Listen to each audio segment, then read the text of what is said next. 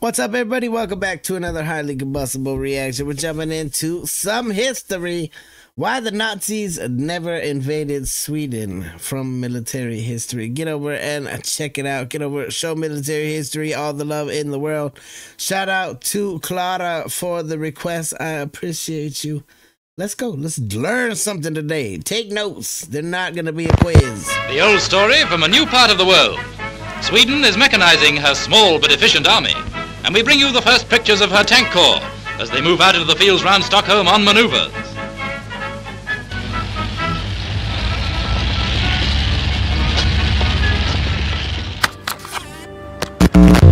What you just saw is an old British news report announcing that Sweden was modernizing its armed forces. The reason why they had to arm themselves to the teeth was simple. They were convinced that they would be invaded by the Nazis. It would have definitely looked that way, as though, hey, this is definitely going to happen. We need to get ready. Anybody that didn't get ready would just be a fool. With uncertainty, the best thing they could do was prepare their soldiers and have their tanks ready for action. However, the power of the German army was immense, and in an open battle, it would destroy its enemies. How then did the northern country avoid being conquered? Today, in this new episode, we will tell you everything about Sweden's role in World War II.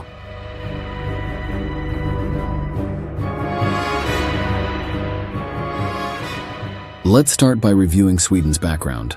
Although in the 20th century it stood out for its strict neutrality, its history is full of cruel and violent wars. In the Middle Ages, it was known as the land of the infamous Vikings, the warriors who ravaged Europe for generations, plundering and destroying everything in their path. Maybe that's what Between kept the 15th away. and 18th centuries, it was involved in wars against Russia, Denmark, Norway, and Poland. Virtually all the nations around it suffered some attack or attempted invasion. Later in the 19th century, Swedish rulers abandoned the path of arms and decided that diplomacy was the surest way to grow and prosper.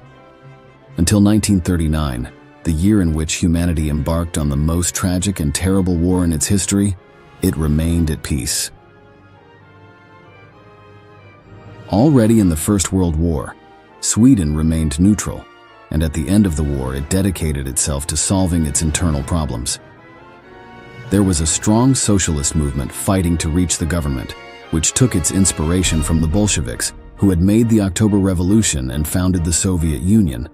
Joseph Stalin, the communist leader, was more than willing to help the Swedish socialists take power. However, what happened was that, at the beginning of the 1930s, the state was left in the hands of a group of social democratic politicians. The new authorities were extremely cautious and opposed the country meddling in the continent's conflicts.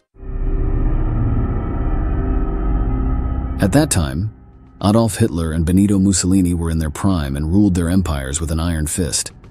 Everything pointed to the fact that there was a war about to break out in Europe, and that the main contenders would be Nazi Germany, Fascist Italy, the Soviet Union, and Western capitalist powers such as Great Britain and France.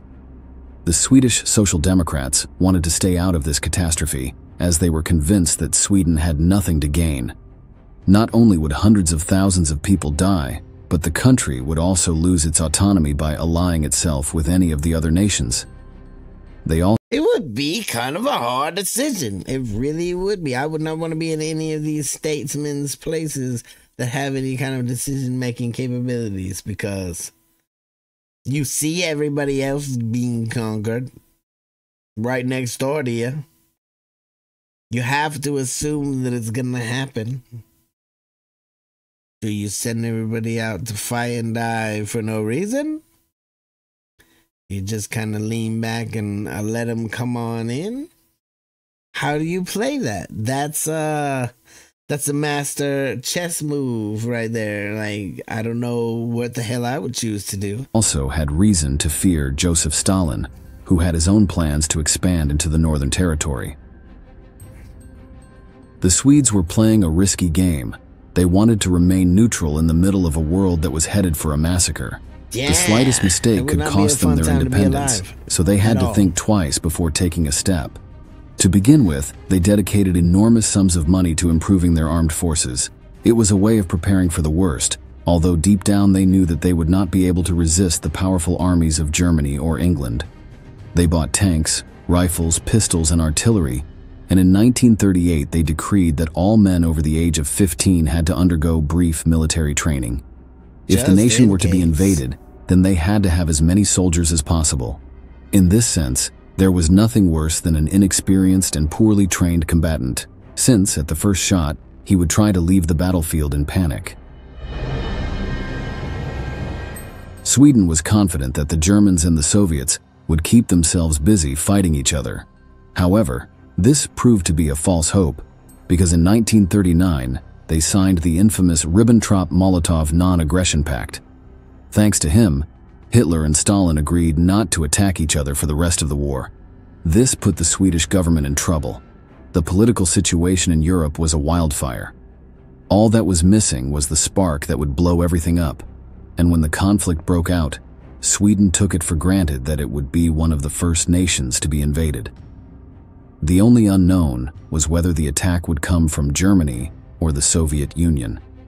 This doubt was resolved almost immediately when, in 1939, Stalin launched a brutal offensive against Finland, unleashing a conflict that would go down in history under the name of the Winter War. Since Sweden and Finland were neighboring countries, they had great social and cultural similarities. For this reason, the Swedish population was in favor of breaking neutrality and helping their neighbors in the fight against the communists. In fact, some 87,000 men volunteered to join the ranks of the Finnish army. Here you can listen to a fragment of the speech of a general of the country to the volunteers. Jag hälsar eder, svenskar, med vilka vi på många slagfält under sekler delat segrars ära, men också nederlagets bitterhet. Värdiga det svenska namnet, att tusenden av eder ställt sig vid vår sida. That's like a legit moment right there where you're talking to an entire country saying, listen, we might have to fight. We might have to. Due to pressure from the people, the Swedish government abandoned its classic policy of impartiality and declared itself a non-belligerent country. In practice, this meant that he would not participate directly in the war, but would help Finland with money and weapons to expel Stalin's troops from their lands. He even helped evacuate some 70,000 children who had lost their homes or been orphaned during the conflict.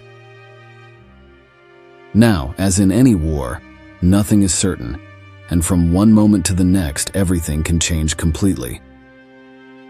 Beginning in 1940, Swedes felt the threat of Nazism more than ever.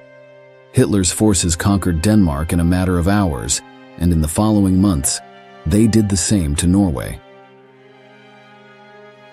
Sweden had stationed its troops on the border with Finland to protect itself from a possible Soviet attack. However, now things had changed, and the offensive was most likely coming from the Germans. Germany issued a threat to the Swedish government. If it mobilized its soldiers, even preemptively, this would be seen as hostility, and they would have no choice but to invade. The authorities reacted quickly and organized the sending of letters to each of the homes in the country.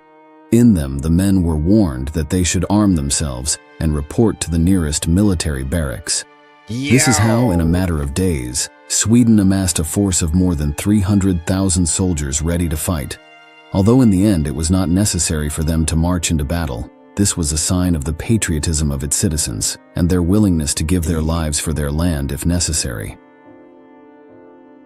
Meanwhile, the Nazis were advancing across Norway, subduing the population and destroying those who opposed them. Although the nation had been almost completely conquered, there were still pockets of resistance that refused to die. For this reason, the German High Command demanded that Sweden give them access to its telephony and telegraph networks. This would give them more information about their enemies' movements and make it easier for them to win. The Swedes accepted the proposal, but at the same time, they tapped the lines to be aware of German communications. By spying on their messages, they were able to decipher the codes they used to encrypt them. Sweden passed the Nazis' confidential information to its allies in the Polish resistance, who, in turn, passed it on to Britain. This gave the English an advantageous position during some of their engagements against the Wehrmacht. However, this did not mean that the British trusted the Swedes. Quite the opposite. Winston Churchill, the Prime Minister of England, established a blockade on the country that nearly choked off its trade. For their part, the Germans also sent ships to patrol the coasts of Sweden. Our protagonists were in a catastrophic position, surrounded by enemies and with an economy on the brink of disaster. This unfavorable situation led them to collaborate, on some occasions, with the Third Reich. One of them was in You would have an overall feeling of just hopelessness and dread, just waiting. I think that's almost worse. To sit there not knowing when something's going to happen, just knowing that at any point it could happen.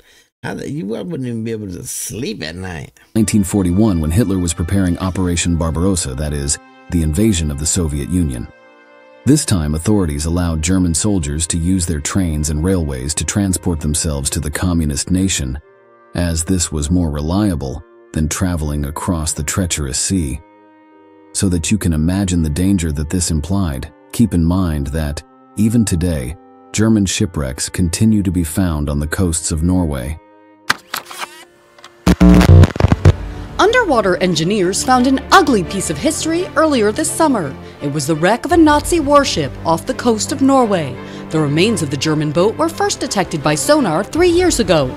But when crews from a Norwegian power company were able to examine the wreck more closely, they were startled to find that it was emblazoned with a swastika.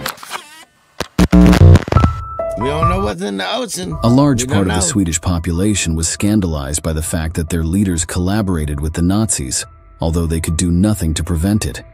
In reality, for the government, it was a matter of mere survival. It believed that openly confronting Hitler would end in tragedy, and that it was preferable to help him from time to time so as not to incite his fury. As an outsider looking on it, I can kind of see that mentality. I don't want to piss this person off, but I don't want to piss these people off either. It really could have came from 3 different ways. Like, you don't want to piss off the Allies. You don't want to piss off anybody. That's a horrible situation to be in. The more I think about it, the more damn complicated it gets. Furthermore, a large percentage of Sweden's exports were destined for Germany, so if they wanted to keep their economy afloat, they had to protect that relationship at any cost. Too, though. Although this was the darkest side, it is also true that during World War II, our protagonists helped save countless lives. To begin with, some 50,000 Norwegians fled the clutches of the Nazis and headed to Swedish territory, where they found a population willing to receive them and give them shelter. Similarly, in 1942, the government allowed Jewish refugees to stay there so as not to be killed by the Holocaust. This allowed half of Norway's Semites, about 900 people, to escape the clutches of death. Furthermore, almost all of Denmark's Jews settled in Sweden and survived the Nazis. Now, the Germans were aware of the maneuvers that our protagonists were making, despite having declared themselves neutral. So, why didn't they invade them? Without a doubt, the Führer had reasons for wanting to take over the country. This land was rich in iron mines, one of the most coveted resources in the world, especially in times of war, where having a supply of raw materials was essential. The Third Reich's original plans were to take over Northern Europe, invading first Denmark, then Norway, and finally Sweden. However, the latter never materialized. It is possible that they did not see it as necessary, since the Swedish authorities were willing to collaborate through diplomatic channels. At the same time, it is also true that Germany was too busy battling the Allies, who, after 1941, were joined by the United States, and the Soviet Union. In reality, the reason why the Third Reich never invaded Sweden is as simple as it is curious. When the German High Command announced that they would attack the Swedes, the commander of the German Air Force, Hermann Göring, opposed it. Outraged by what he was hearing, he left the meeting and requested a personal interview with Hitler. He was not just any man, but he was the Führer's right-hand man, as well as one of the most prominent members of the National Socialist Party. He was considered the best airline pilot in the Nazi Empire, and there was not a soldier who did not respect his reputation or fear his steely personality. Here you can see him practicing one of his favorite sports, animal hunting.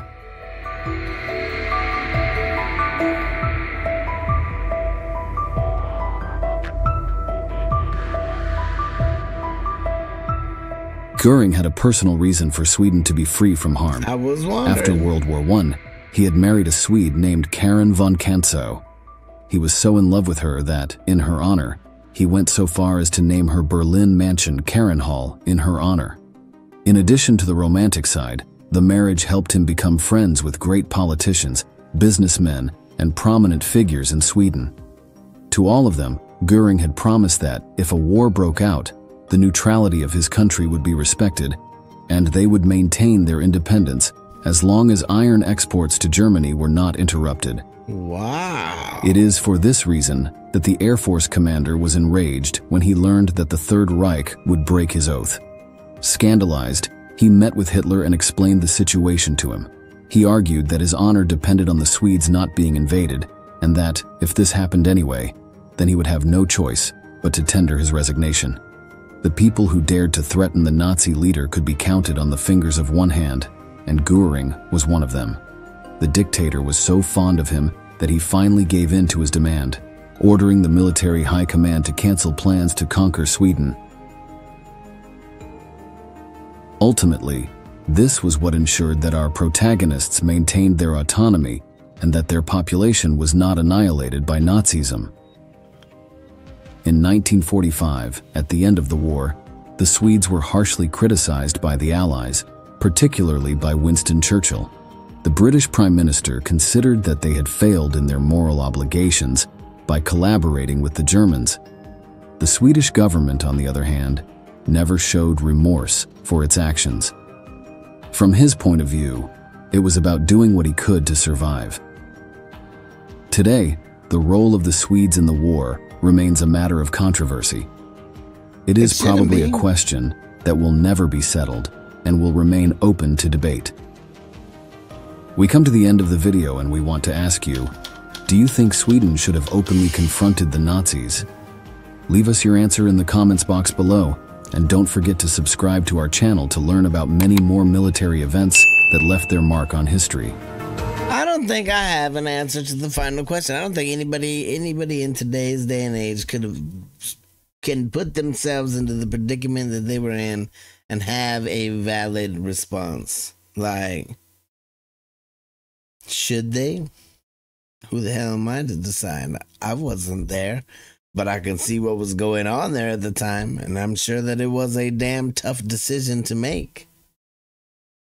A lot of people, even a lot of companies that are still around today, collaborated with Germany, and we don't look down on any of them. IBM. I'm just saying, like, there's a whole bunch of them that are still around. I think people need to be angry about the right things. I think the world has gone through enough that we need to just stop being angry about the things that happened in the past and look forward to how we have a better future. Definitely a learning experience. Get over to your military history, all the love of the world. If you enjoyed it, hit the like button. If you dislike to hit the dislike button. Till the next one, I'm Combustible. You guys be happy, healthy, safe. I love you to the moon and back. Peace.